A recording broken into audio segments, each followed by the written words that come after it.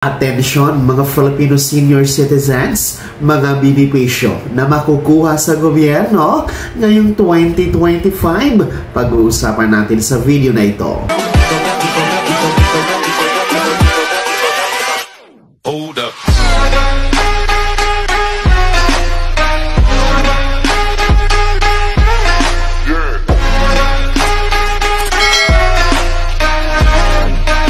Hello mga ka-vlogs! Welcome dito sa aking YouTube channel. Magandang araw po sa lahat ng mga manonood.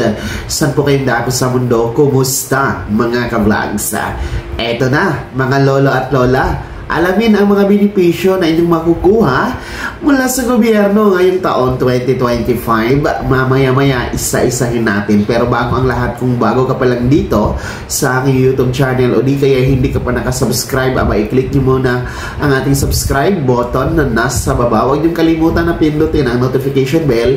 Ilagay nyo po sa all para naman updated kayo sa lahat ng mga videos na aking i-upload. Makinig ha mga Filipino senior citizens, sapagkat atin pong aalamin at atin pong i-discuss ngayon ang updated na mga benepisyo na inyong makukuha mula sa gobyerno ngayong taon na ito, 2025. Una po ay ang ating DSWD Social Pension.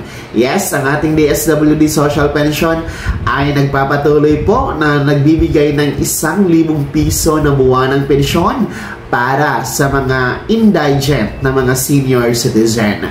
Though tinatawag natin itong indigent kasi para lamang ito sa mga mahihirap. Ibig sabihin, itong DSWD Social Pension ay hindi po ito para sa lahat, no? Hindi po ito para sa bawat Pilipino, sapagkat pinipili lang ito dahil meron tayong mga criteria na sinusunod base na din po sa criteria na inilabas ng DSWD. So, una po dyan, no, para makasama at makasali dito sa DSWD Social Pension, meron dapat kayo sa mga sumusunod. Una, may kapansanan.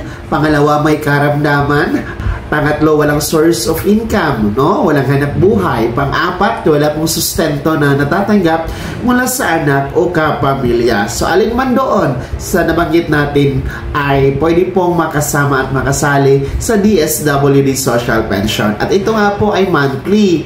At ang payout nito ay every 3 months or quarterly. So, sa isang taon o sa buong taon, meron pong 12,000 na matatanggap na hahatiin po sa 4 na quarter. 3,000 per quarter yung payout, mga lolo at lola. At tinatawag natin ito ngayon na DSWD Social Pension sapagkat nasa DSWD pa ang pamamahala nito sa ngayon.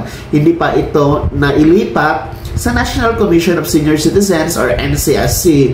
Pero expect natin for this year 2025 hanggang 2026 na magkaroon na ng transition itong DSWD Social Pension, no, papunta po sa pamamahala ng NCSC. Pangalawang benepisyo po para sa ating mga lolo at lola ngayong taon 2025 ay ang pagsisimula po dito sa Centenarian Act of 2016 na sa pamamahala na po yan ng National Commission of Senior Citizens or NCSC.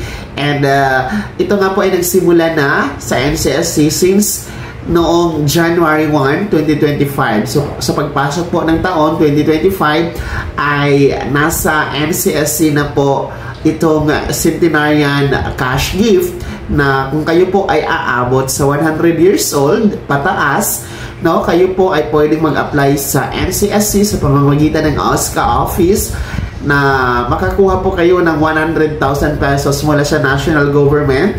And of course, meron din pong felicitation letter na matatanggap mula po sa current president ng Pilipinas. So, yun, no? Hindi na po si DSWD ang humahawak sa Centenarian cash gift na 100,000 pesos, kundi si NCSC na. And yan po ay nanatili or tuloy-tuloy pa rin po na benepisyo na binibigay ng gobyerno para sa mga lola at lola na umabot po or aabot sa 100 years old pataas. Pangatlong benepisyo ay ang tinatawag natin na Expanded Centenarian Act Cash Benefit. So ito po yung pinakabagong benepisyo sa ngayon na meron ng ating mga lolo at lola, no? Na under na din po sa pamamahala ng National Commission of Senior Citizens or NCSC. So ito po ay isang amendment doon sa Centenarian Act of 2016 ng 100,000 pesos for centenarian. So itong Expanded Centenarian Act ay binabaan lamang niya yung edad doon sa centenarian na 100 years old, kasi hindi naman lahat umaabot talaga sa 100 years old, dahil ang life span or yung haba ng buhay ayon sa pag-aaral ng mga Pilipino ay nasa 72 years old lamang. So binabaan po dito sa Expanded Centenarian Act ang edad na magkakaroon ng cash gift, kung saan sinasabi dito na kung kayo ay aabot sa milestone na edad na 80, 85, 90 at 95 years old, kayo ay bibigyan ng 10,000 pesos na cash gift ng gobyerno. So, yun yung mga milestone na edad, no? Kahit pa paano mas maaga kaysa doon sa 100 years old, mas maagang mapapakinabangan, mas maagang matitikman ng ating mga Filipino senior citizens. So, kung kayo ay aabot sa 80 years old, 85, 90 at 95 years old, pwede kayong mag-apply at makakuha ng 10,000 pesos na cash benefit. Pwede nyo yung i-apply sa OSCA office.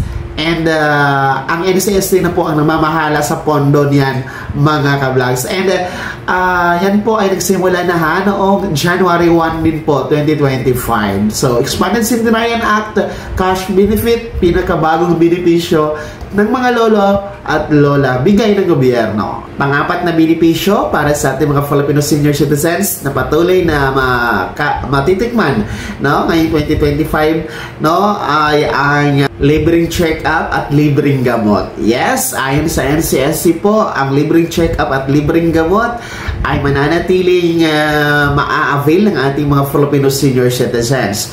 Basta siguraduhin na kayo ay nakapag-check up, no, kayo ay naka-laboratory or kayo ay naka-confine or na-hospital sa panggobyerno o pampublikong hospital para inyo po ma-avail ang 100% free check-up and hospitalization, free laboratory mula sa ating gobyerno, no? So, kung nasa pribado kasi kayong mga hospital, nako-confine or nagpa-laboratory, nagpa-check-up, hindi yan siya total free, no, kundi 20% discount lamang ang inyong maa-avail. So siguraduhin na nasa pampublikong hospital kayo para free ang lahat, walang bayad. Panglima na benepisyo para sa mga lolo at lola ngayong 2025, pinakabago ito, no? At nagsimula lamang ito noong December 23, 2024, kung saan po tinanggal na po, hindi na kailangan ang purchase booklet para sa pagbili ng medisina or gamot para sa inyong mga reseta, no, sa inyong karamdaman o mga sakit, mga lolo at lola. So, hindi na kailangan na magdala ng purchase booklet, hindi na kailangan na ipresenta ang purchase booklet sa mga butika every time na magbili kayo ng inyong gamot. Present nyo lamang ang reseta sa mga butika, ha?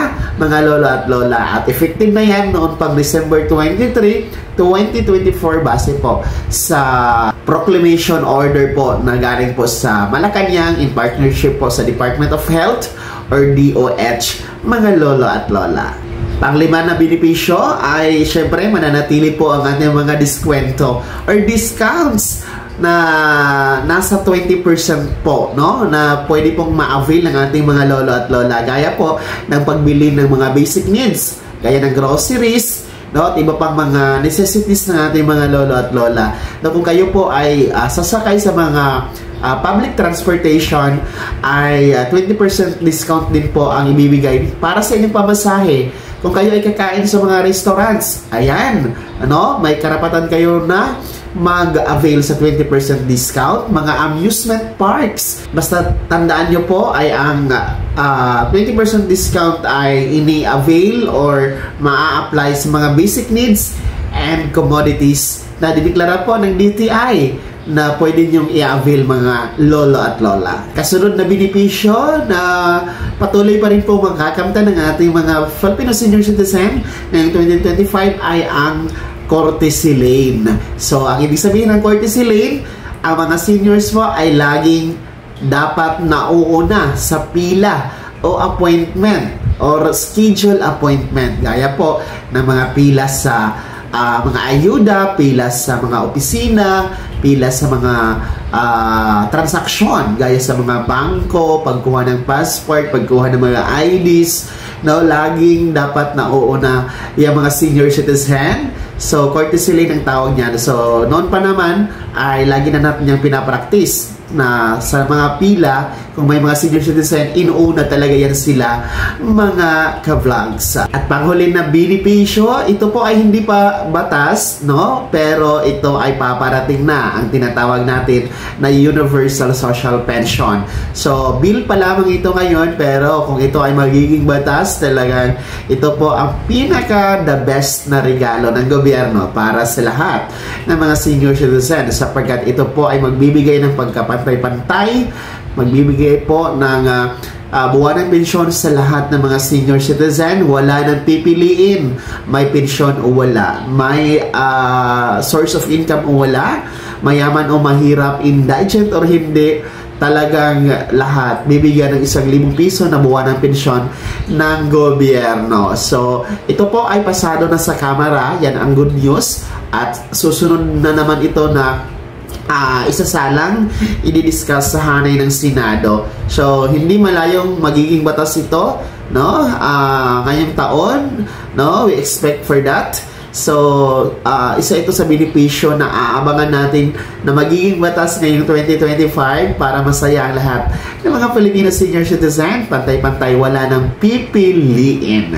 So, yun ha, ang mga iba't ibang benepisyo at diskwento na pwede pong ma-enjoy, ma-avail ng ating mga senior citizen ngayong taon 2025. Kaya naman, mga lolo at lola, no, ano po ang inyong komento? Ano ang inyong reaksyon sa mga benepisyo at diskwento na ating didiscuss?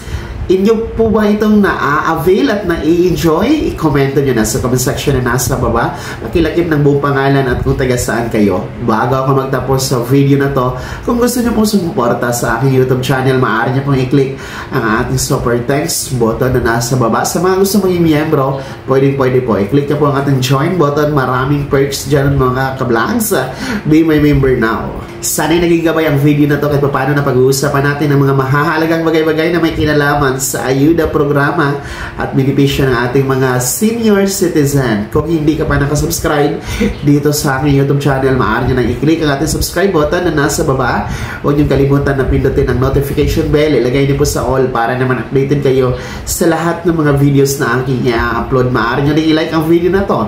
At kung meron ka pa mga katanungan, maaari nyo i-komento sa comment section na nasa baba. Paki-follow na din po ang aking official Facebook page na nasa screen nyo. Muli po, ako si Daniel Timpawan na nagsasabing dito sa aking YouTube channel, Pawang Katotohanan at lahat totoo lamang.